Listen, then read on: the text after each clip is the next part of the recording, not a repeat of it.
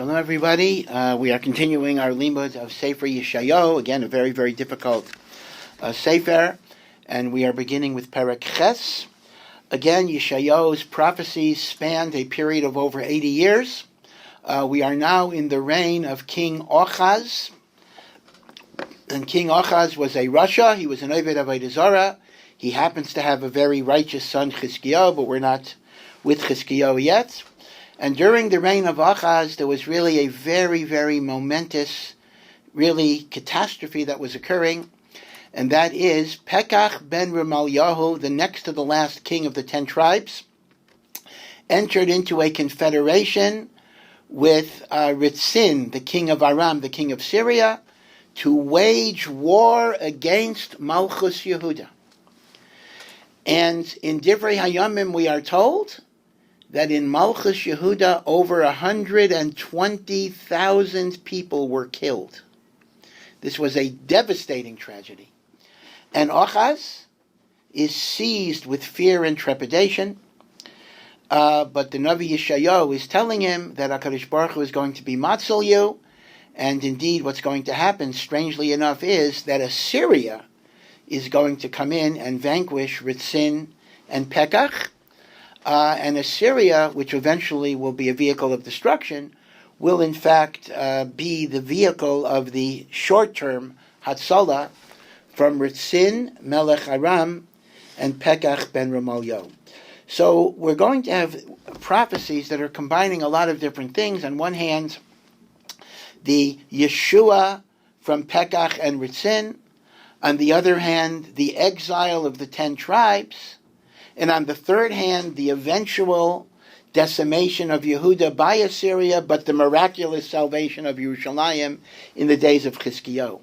So some of the difficulty in following these nevuos is that the Navi is weaving back and forth between events that are happening now and events that will happen in the future, events that will be good, events that will be bad. There is Teichacha and Musar, but also Nechama and consolation, and all of these things are going on at the same time in the same nevuas, and that's why the Meforshim have a lot of difficulty as to which event is being alluded to in which pasuk. So we'll try to keep it as simple as is possible. And Perek Ches pasuk Yud begins, Vayomer Hashem Elai, the Navi tells us, HaKadosh Baruch Hu told me, Kach lecha gilayon gadol, take a large gilayon, a large scroll, imagine a Megillah, a blank Megillah, uchsayv alav becheret enosh, and inscribe on it with a stylus. So this seems to suggest this was not even writing, this was kind of an engraving or a scratching. 4 words, a big scroll that only has 4 words. Lemaher shalal, to hurry up and plunder. Chosh baz. Again, this is more or less the same expression. Chosh is also hurry up, baz, and take booty. In other words, this is a remez, Rashi says, that the 10 tribes are going to be decimated and exiled by Sancheriv Melech Ashur. Now, this was not in the lifetime of Achaz. This will be in the reign of his son Chizkiyahu. And then Pasuk Bey says, V'yo'ida li Edem Nemanim, in order that people should understand that this is a real legal document, so to speak, the Navi Yeshayahu says that I got 2 reliable witnesses, and the 2 witnesses are named Uriah HaKohen and Zechariyahu ben Yevarechiyahu. So the simple picture of the pasuk basically is that he has a big scroll signed by witnesses, and this would make a reishim on people that they need to do tshuva. But it's Yadua, there's a beautiful Gemara at the end of Makkos that gives a homiletical meaning to all of this, that the A'id Ali, I took as 2 witnesses, is not referring to Yeshayahu being machtim 2 people on this document, but rather these are people that Hashem is using as witnesses, and they lived very different times. Uriah HaKohen lived during this time. Zechariah ben Yerechiah is the Navi Zechariah, who lives at the beginning of the Bayit Sheni, way, way, way after this time. And Uriah was a Kohen who gave nevuos of destruction, and Zechariah was a Navi who gave nevuos of consolation.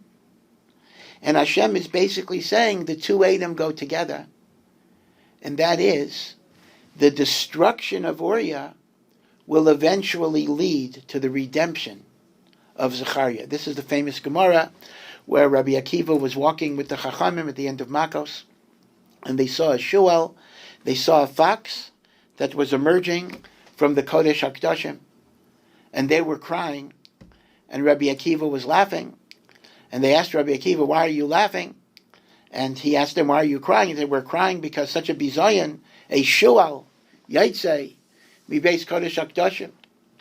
And Rabbi Akiva said, when there's a nevuah of destruction and a nevuah of redemption, until I saw the fulfillment of the destruction, I was not batuach that there would be the fulfillment of the redemption. And now that I saw the fulfillment of the nevuah of Uriah, I am batzion, it will be like a field, I am now batuach in the fulfillment of the nevuah of Zechariah, and on that the Chachamim said, Akiva nechamtanu, Akiva nechamtanu, Akiva, you have comforted us. So the first thing Yeshayahu did was he wrote on the Megillah, Maher shalal, speedily there will be a plundering, chosh baz, hurriedly there will be a booty. And then the Navi says, Va'ekrav el ha-neviah, and I drew near to my wife, who herself was a neviah, Vatar vateled ben, and she got pregnant and gave birth to a son.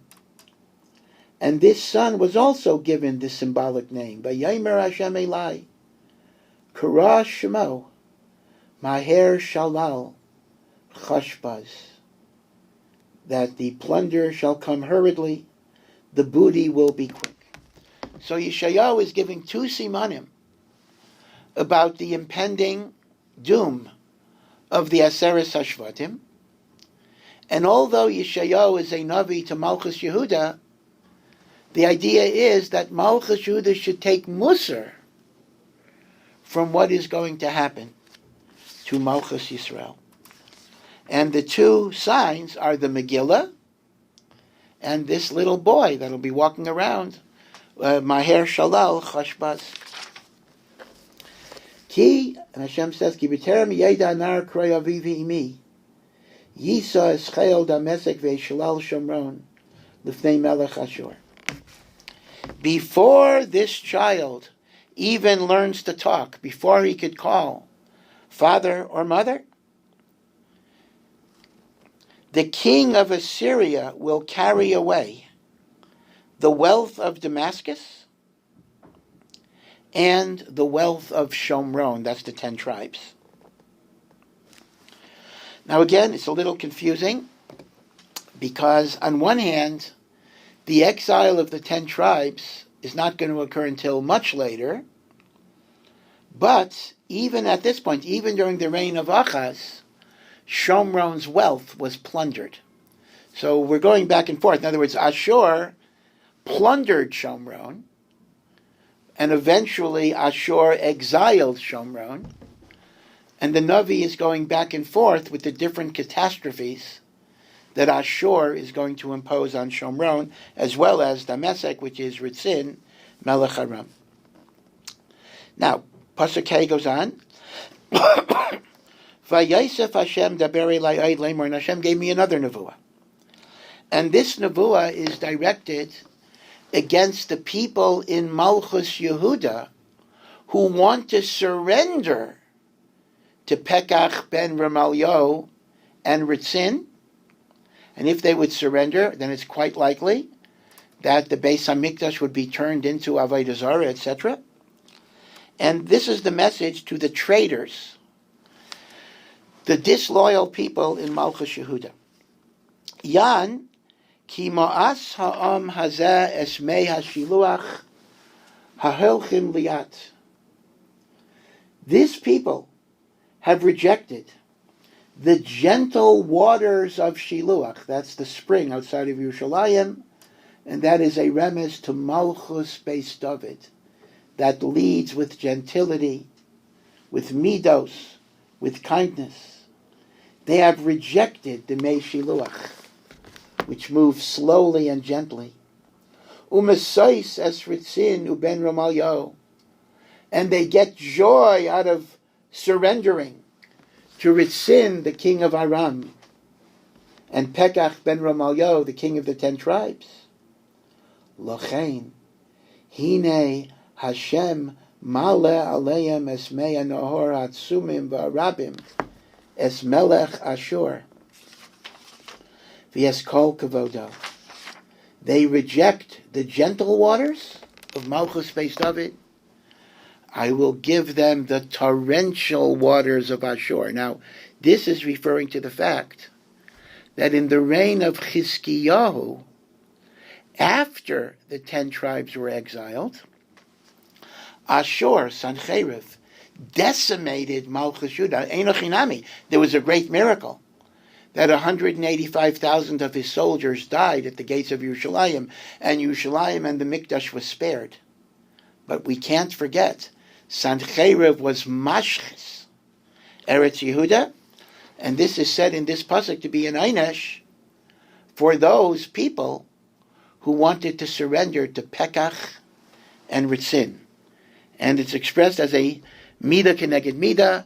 You reject the gentle waters, you will get torrential waters. Mei nohor hoatzumim v'harabim es melech Ashur v'es kol kavodo. V'yola al kol afikav halach al kol kedosav. It'll be like a surging torrential river that will overflow the banks. V'cholaf b'Yehuda shataf v'yavar ad savor yagia. It will pass through Yehuda, as a destructive force, going up to the neck of the people. V'haya mutos kenafav molo rochav artzacha Immanuel. So now it switches the metaphor from a river to a bird, like a vulture. Its wings will spread across the whole width of your land. Again, this is referring not to the exile of the 10 tribes. This is referring to the destruction of Eretz Yehuda by Sancheriv before his defeat, B'Shara Yerushalayim. And in this ominous prophecy, that his wings will spread across the whole Reichav of the land, it calls Klal Yisrael Emmanuel, God is with you. So even in that, Hashem is saying, I will be with you. And now, we're switching gears to address the downfall of Ashur at the gates of Yerushalayim after they've decimated Eretz Yehuda. Rayu Amim. Destroy nations. Nations you're able to destroy and vanquish. V'chaitu. And you will then be broken. V'hazinu kol merchakei haaretz. And all of the faraway countries will hear about your destruction. Hizazru. Gird yourself up in war. V'chaitu. And you will be smashed.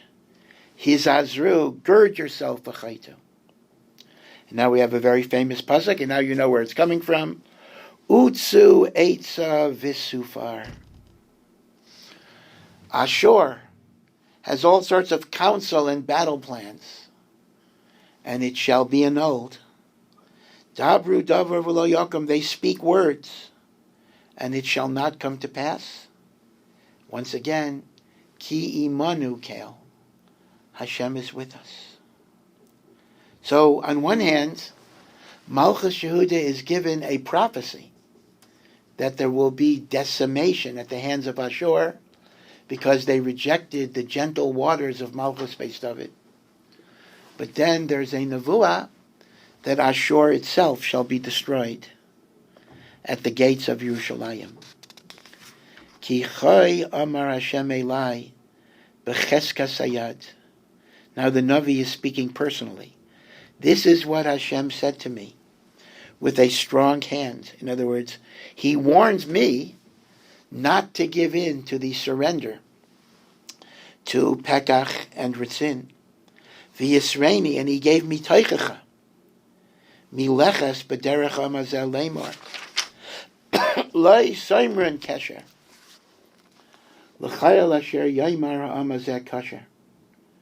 Do not enter into a conspiracy against Malchus Beis David with all of those who want to enter into a conspiracy. Es ma'ra'ai lo siru. Do not be afraid of what all the people are afraid of, that they want to surrender. Lo taritzu. Do not have pachad. Only Hashem tzivakos oso takdishu. It is only God that you should revere, not any human being. V'hu morachem, He is the one that you should have reverence for. V'hu maritzchem, and He is the one that you have yira to. V'hayal hamikdash, and for those who trust in God, He will be their sanctuary. Uli even negef, ulitzor michshal. But He will be a stone of negef, a stone of being hit, and a stone of a stumbling block to the two houses of Israel. So the two houses of Israel here are referring to Pekach ben Remaliahu, the king of the 10 tribes, and the people in Eretz Yehuda who want to surrender to Him. That Hashem will cause both of them to be punished, Lepachu lemoikesh, to be a stumbling block for those traitors who live in Yerushalayim, who want to go over to Pekach ben Remaliahu. V'kashlu b'om rabim, and indeed many are going to make that mistake. V'naflu v'nishbaru, and they will fall and they will be broken. V'neikshu, and they will be trapped. V'nilkadu, and they will be ensnared. Tzur te'udah, tie up this warning. Te'udah means a warning, meaning warn them, give musar, that they must have emunah in Hashem and not be afraid. Chasom Torah b'limudai, seal. So here Torah means instructions. Seal these instructions in the hearts of all those who will learn from me. Meaning some people will listen, some people will not. So again, you have to have a mental picture here. Right now, Malchus Yehuda is in a stage of deep, deep panic. The huge army of Pekach and Ritzin are attacking them. 120,000 people of Anshe Yehuda have already been killed. Fields and forests and vineyards have been destroyed. The society is breaking up. Many people want to surrender. And Yeshayahu is telling them, if you surrender, you will suffer. You don't have emunah in Hashem. But in the meantime, things are getting bad. Pekach and Ritzin are killing, murdering, slaughtering the population.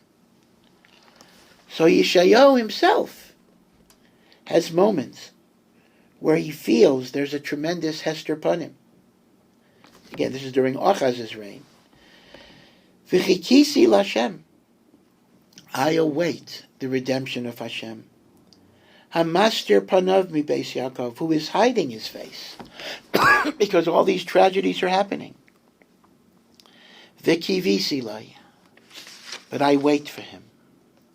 Hine, behold, anoichi v'hayeladim asher nasan li Hashem li oisos u'lemosam b'Yisrael.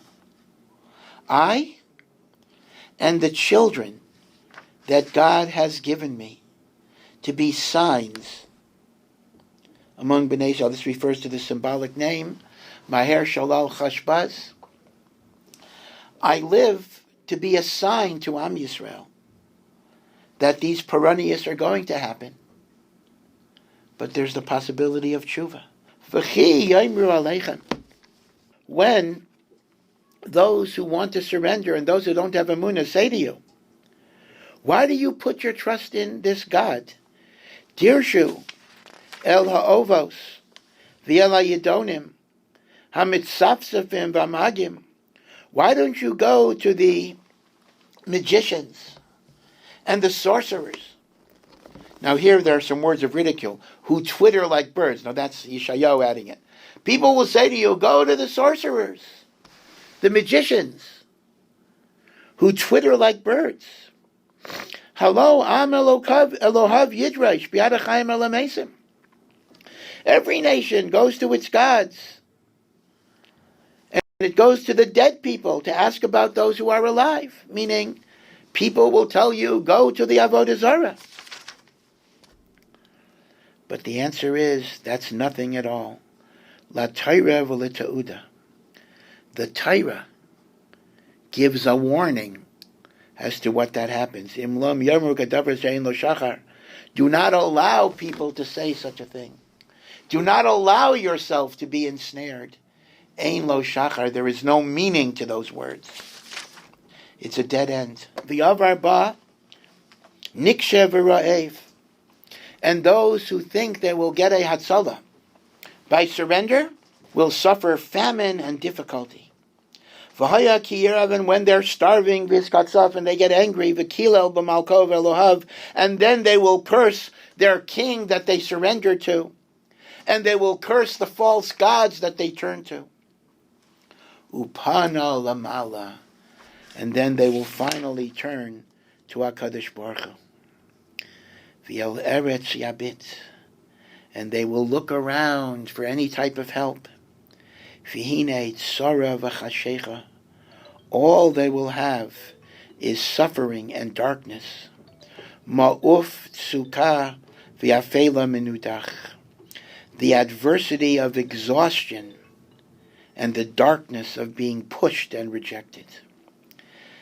Again, these psukim are very, very difficult, because the next series of psukim is describing a future event. And in other words, until now we were kind of talking about Pekach and Ritzin. Now we're moving forward into the exile of the 10 tribes. Now this is in the reign of Achaz, but the exile of the 10 tribes by Sancheriv is not going to take place until the reign of Chizkiyahu. And Pasuk Chaf Gimel is describing the exile of the 10 tribes. Ki loy muaf liasher mutzak la. There will be no exhaustion to that which is the oppressor of the Malchus Yisrael. Sancheriv will come with limitless energy and power. No exhaustion. There'll be no way to stop him. Ko'es harishon heikel. The first time was easy. Artza light. Artza Zevulun. Artza Naphtali. The land of Zevulun. The land of Naphtali. Ha'acharon hichbid. The last time will be heavy. So again, very enigmatic. Rashi explains that Sancheriv exiled the 10 tribes in 3 installments. In the first wave, which is called the easy one, the light one, it was Zevulun and Naphtali were taken out of the land. Remember, I think I mentioned earlier, Shiurim, that Ashur actually invented the idea of Golus. Even before Ashur, countries would conquer countries, but they would leave the populations in place. Ashur invented the idea of moving populations and transposing them into different countries. So initially, they did Zevulun and Naphtali. The next step was Aver Hayarden, east of the Jordan, Ruvain and Gad. And the final stage was everybody else. So that's what the pasuk is saying. There will be no stopping the limitless power and energy of this juggernaut of the Assyrian army. The initial dispossession, which hasn't taken place yet, will be relatively light. Zevulun and Naphtali. And then Ruvain and Gad. Ha'acharein. And the last, the destruction of Shomron, Hichbid, will be heavy. Derech Hayam. It will start through the sea. Now the sea here does not mean the Mediterranean, it actually means Yam Kinneret, because Zevulun and Naphtali lived in the Galil around the Kinneret. So the initial Galus will be Derech Hayam. The next Galus of Ruvain and Gad is Aver Hayarden, east of the Jordan. And the third, which are all the other tribes, is called Galil Goyim, where all of the different nations here means all of the rest of the tribes, they're called Goyim. And therefore, it's switching over here to the prophecy of the destruction of the 10 tribes in 3 stages.